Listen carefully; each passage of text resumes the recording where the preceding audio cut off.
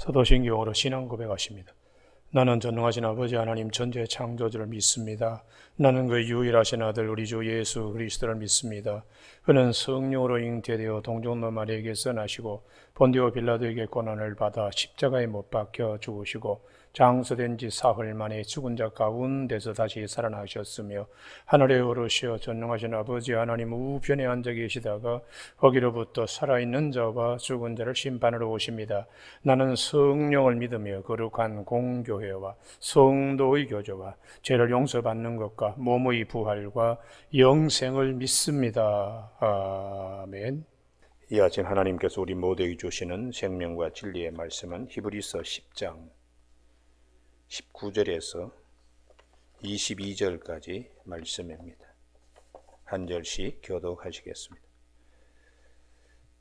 그러므로 형제들아 우리가 예수의 피를 힘입어 성소에 들어갈 담력을 얻었나니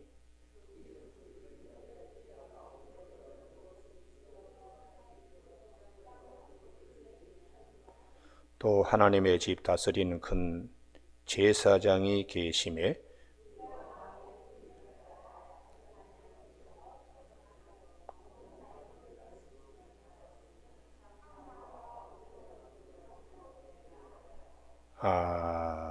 아멘. 19절 말씀에 그러므로 형제들아 우리가 예수의 피를 힘입어 성소에 들어갈 담력을 얻었나니 하는 말씀 중심으로 대속의 은혜, 담대한 믿음이라는 제목으로 말씀을 나누겠습니다. 구약 성경에 보면 하나님께 나아가는 길을 제사법으로 말씀하고 있습니다. 하나님께 나아가는 길이 대단히 제한되어 있습니다. 하나님께 나아가는 시은소, 은혜를 베푸는 자리는 1년에 딱 한 번 대제사장만 나갈 수 있습니다. 백성들은 아예 성소, 지성소는 그 안에 구경도 못하고 죽습니다. 제사장들도 성소에만 들어갈 수 있습니다. 제사장이라 할지라도 지성소, 시은소, 하나님이 은혜를 베풀어 주시는 법궤 위에 천사가 두 사람이 이렇게 날개를 펴고 있는 그룹의 그 조각상 고기 시은소는 대제사장이라도 1년에 딱 한 번 들어갈 수 있습니다. 우리가 구약 성경에 이러한 것들이 무엇을 말하는가? 주님이 오셔서 우리에게 누구나 그 은혜의 자리에 나갈 수 있는 길을 열어주신 것은 대단히 큰 축복이라는 것을 꼭 알아야 된다는 말씀입니다. 그러면 그 은혜의 그 자리를 우리가 나아가는데 어떻게 하셨길래 거기에 오늘 19절에 형제들아 우리가 예수의 피를 힘입어 할렐루야 이것 때문에 우리가 예전 같으면은 제사장도 지성소의 자리에 못 들어갈 뿐만 아니라 죽을 때까지 한 번도 구경 못 합니다. 대제사장도 1년에 한 번 들어갈 수 있으니까. 그래서 우리가 주님의 이 피권세 또 주님의 이 대속의 은혜를 정말 감격하며 기뻐하며 우리가 예수를 믿어야 됩니다. 할렐루야. 근데 이제 이것을 너무 값싸게 여기면 안 됩니다. 우리가 자녀가 무슨 일로 희생이 됐다. 그러면은 그 부모는 일생을 가슴에 파묻고 지납니다. 그런데 하나님의 아들이 우리 모두의 죄를 대속하기 위하여 염소와 송아지 피로 온전하게 할 수 없는 하나님 앞에 은혜의 보좌에 이렇게 들어올 수 있는 길을 주님이 십자가의 죽으심으로 그 길을 열어놓았으니까 얼마나 감사한지 모릅니다. 여러분, 오늘 아침에 요한복음 14장 6절에 내가 곧 길이요 진리요 생명이니 나로 말미암지 않고는 아버지께로 올 자가 없느니라, 이렇게 말씀하신 우리 주님의 그 말씀을 잘 새길 수 있기를 주님의 이름으로 축복합니다. 하나님께서 자기 아들을, 그래서 이 감격을 사도 바울은 우리에게 어떻게 전해주고 있는가 하면 로마서 8장 32절에 자기 아들을 아끼지 아니하시고 우리 모든 사람에게 내어주시니가 어찌 그 아들과 함께 우리에게 모든 것을 주시지 않겠느냐, 이렇게 교회에 가르쳐주고 있습니다. 그래서 사도 바울은 로마서 5장 5절에서 이게 하나님의 사랑이다, 하나님의 사랑이 우리 마음에 부은 바 되었다고, 로마서 5장 8절에서 우리가 아직 죄인 되었을 때에 그리스도께서 우리를 위하여 죽으심으로 하나님께서 우리에 대한 자기의 사랑을 확증하셨다고, 그렇게 우리의 신앙의 이 진리의 말씀으로 언입해주고 있습니다. 예수 그리스도의 피를 힘입어 이 말씀 안에는 하나님이 우리에 대한 사랑이 얼마나 큰 것인가를 우리가 깨닫는 것이죠. 성소에 들어갈 담력을 얻었나니, 담대함은 내 오기의 담대함이 아닙니다. 우리 성도들의 담대함은 하나님의 은혜로 인한 담대함입니다. 하나님의 사랑에 대한 확신의 담대함입니다. 할렐루야. 그래서 주님께서 요한복음 16장 33절에서 너희가 세상에서 환난을 당하나 담대하라, 내가 세상을 이기었노라. 할렐루야. 그때 세상이 우리가 살고 있는 이런 세상을 포함해서 사망입니다.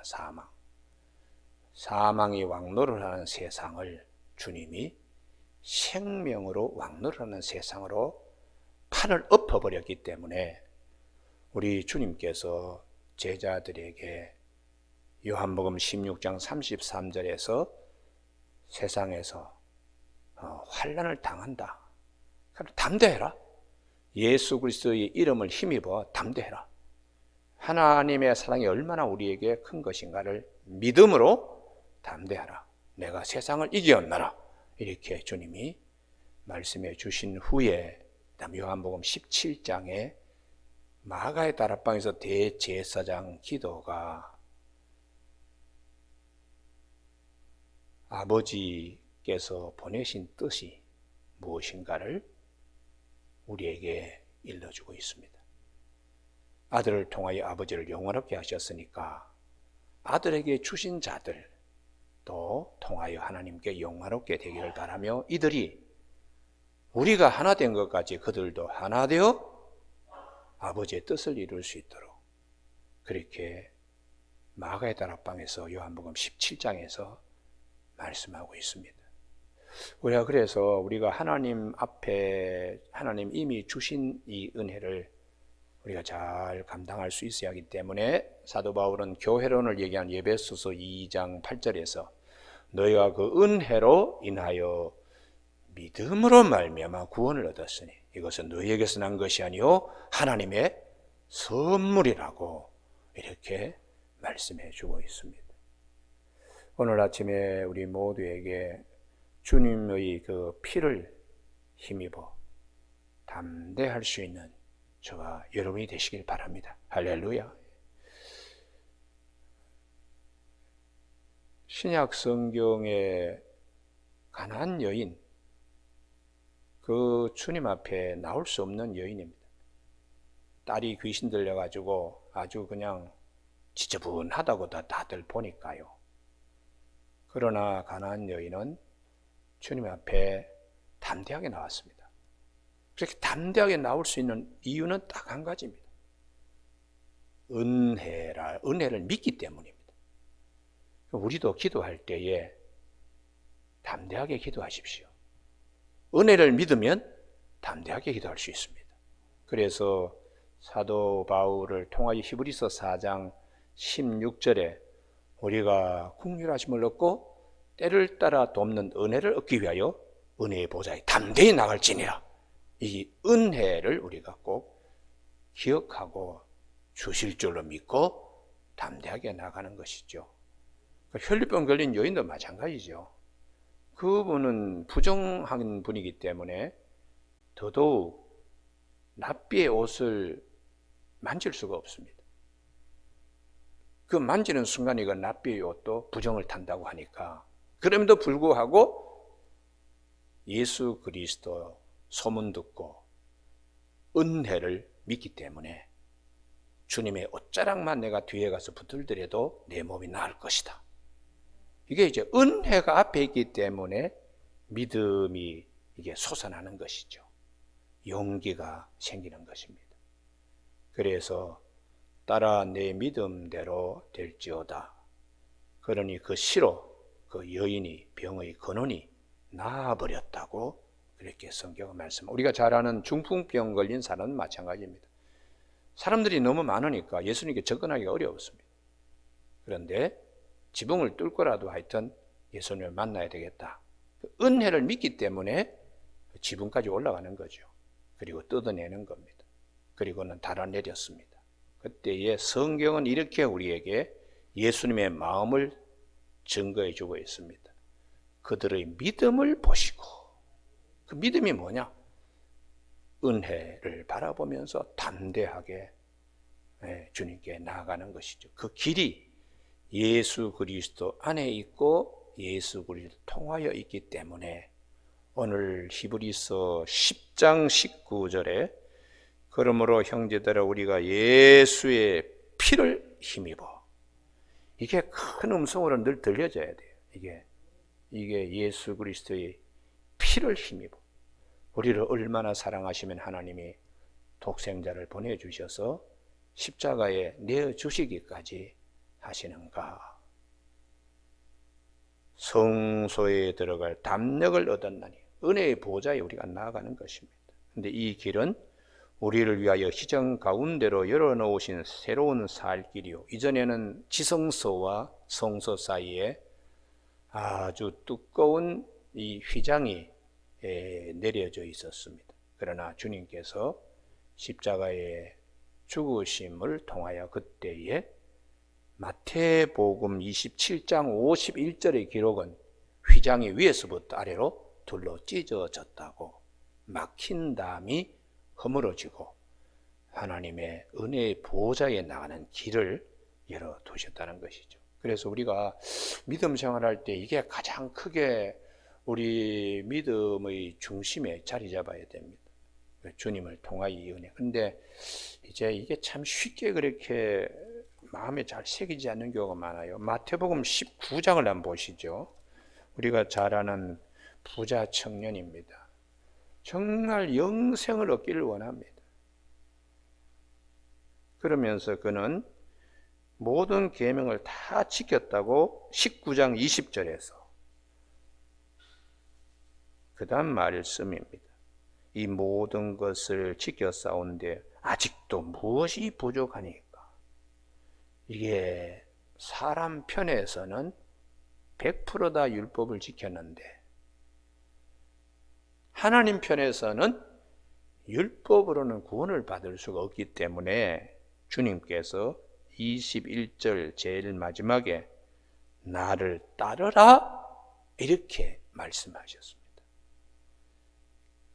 길을 열어 놓으시는 주님, 주님을 따르는 것 유일하게 이거 이외에는 영생의 길로 나갈 수가 없기 때문에. 그런데 그 부분에서 그가 들어오지 못하고 있습니다. 왜냐하면 재물이 많기 때문에. 이 말씀을 듣고 근심하며 갔다고. 참 안타깝지요. 목숨을 잃으면 천하를 다 얻어도 무슨 소용이 있느냐? 이렇게 우리가 냉정하게 봐야 되는데, 살 길, 하나님이 우리에게 주시는 예수 그리스도를 찢으시면서 십자가상에서 우리에게 그 길을 열어주신 것을 우리는 감사하게 생각해야 합니다. 그래서 이 진리의 말씀을 제자들이 있는 데서 주님이 어떻게 부자는 할 때 일반적인 부자가 아니고 이 청년을 두고 하는 말이죠. 천국 들어가기가 참 어렵겠다. 왜냐하면 주님의 초청에 넘어지고 마니까요. 차라리 낙타가 바늘 구멍으로 들어가는 것이 더 쉽겠다. 그때의 제자들이 화들짝 놀랐습니다. 25절 다 같이 읽으시고 시작. 제자들이 듣고 몹시 놀라 이르되 그렇다면 누가 구원을 얻을 수 있으리까? 갑자기 눈앞이 그냥 깜깜하게 되죠. 머리가 하얗게 그냥 말라버리잖아요. 그때 주님이 딱 한마디 하십니다. 26절에 사람으로서는 할 수 없으나 그가 공자라도 맹자라도 석가모니라도 아무리 선한 사람이라도 못합니다. 하나님으로서는 다 하실 수 있느니라. 예수 그리스도를 십자가에 못 박히심으로. 그래서 오늘 우리 모두에게 이 히브리서 10장 19절에 예수의 피를 힘입어 성소에 들어갈 담력을 얻었나니 그 길은 우리를 위하여 휘장 가운데로 열어놓으신 새로운 살 길이요. 여기에 아멘이 참 우리에게 있죠. 휘장은 곧 그의 육체니라 할 때에 주님이 요한복음 2장 19절에서 이걸 헐어라 내가 3일 만에 다시 일으키리라 했을 때에 요한복음 2장 21절에서 자기 육체를 가리켜 말씀하신 것이다. 성전은 예수 그리스도의 모형입니다. 그래서 그걸 헐어버리면은 3일 만에 부활하신다고 그렇게 제자들에게 말씀을 그때는 그 말이 뭔지 몰랐어요. 근데 나중에 주님이 부활하신 후에야 이 말씀의 뜻을 알게 되고 성경의 모든 말씀이 다 아멘이 되었다, 믿게 되었다고 요한복음 2장 22절에서 말씀합니다. 오늘 아침에 우리 모두에게 이런 큰 축복이 있기를 바랍니다. 할렐루야. 성경 어디를 보더라도 사통팔달로 말씀이 예수 그리스도로 초점화되게 되어 있습니다. 그래서 요한복음 5장 39절에 너희가 영생을 얻기 위하여 성경을 연구하지만 이 성경은 내게 대하여 증언하는 것이라고 그렇게 말씀하시고 율법이 다 하지 못하는 걸 주님이 완성시키러 오셨다고 마태복음 5장 17절에서 말씀하고 있습니다. 그래서 사도 바울을 통한 히브리서 4장 14절에는 우리에게는 하늘에 큰 대제사장이 계신다. 이거 다시 반복하네요. 21절에서 또 하나님의 집 다스리는 큰 제사장이 계시며 우리가 이 축복이 있기 때문에 그 다음에 22절에 이런 은혜 하나님의 사랑으로 하나님의 자녀가 된 우리가 22절 마음의 뿌림을 받아 주님의 은혜로 죄사함의 은혜를 입게 된 것이죠. 악한 양심으로부터 벗어나고 몸은 맑은 물로 씻음을 받았으니 성령을 통한 거듭남과 물세례를 통하여 공동체에서 다 예수 그리스도의 사람으로 확정되었으니 그 다음에 참마음과 온전한 믿음으로 하나님께 나아가자. 할렐루야. 이 안에는 감사와 기쁨이 넘치는 것이죠. 주님의 은혜 가슴에 안고 나가니까요. 그래서 우리가 하나님께 나아가는 길은 재물도 재물이지만 마음입니다. 마음. 그래서 창세기 4장에 두 가지 제사가 있는데, 인색한 마음으로 나가는 가인, 하나님께 아주 풍성한 마음으로 나가는 아벨 제사를 성경은 말씀합니다. 가인에게는 인색감이 있었습니다. 마지못해서. 아마 아담과 하와가 가죽옷을 입고 자식들에게 우리가 죄를 지어서 생명나무에 이르지 못한다, 두루도는 불칼 화염겸 나왔다 하헤렙이 거기를 막고 있기 때문에 유일하게 나갈 수 있는 길은 하나님께 은혜를 구하며 제사밖에 없다. 그래서 자식들이 제사를 지내는 거예요. 그런데 가인은 아주 농사꾼이기 때문에 농작물, 소산물을 드릴 수밖에 없죠. 근데 그것이 단수로 되어 있습니다. 근데 아벨은 목축하는 자이니까 양의 첫 새끼를 하나님께 드렸다. 그 첫 새끼가 우리말에는 없는 쌍수로 되어 있어요. 쌍둥이 두 마리가 한꺼번에 태어났을 때에 아낌없이 하나님께 드렸다. 중요한 것이 첫 새끼입니다. 만물을 드렸다는 것은 이 모든 것이 하나님께로부터 왔고 하나님이 주인이시다는 고백이 첫 만물을 드리게 하는 것이. 그러니까 아벨의 제사는 가인보다는 훨씬 차원이 다르죠. 기쁨으로 하나님께. 그래서 성경은 아벨과 그 제물은 하나님이 받으셨지만 가인과 그 제물은 받지 않으셨다. 앞에 아벨의 마음을 먼저 강조하고 있습니다. 제물이 중요한 게 아니고 가인의 마음을 먼저 강조하고 있습니다. 그래서 우리가 예배 드릴 때에 하나님께서 이렇게 예배하는 자들을 찾으신다.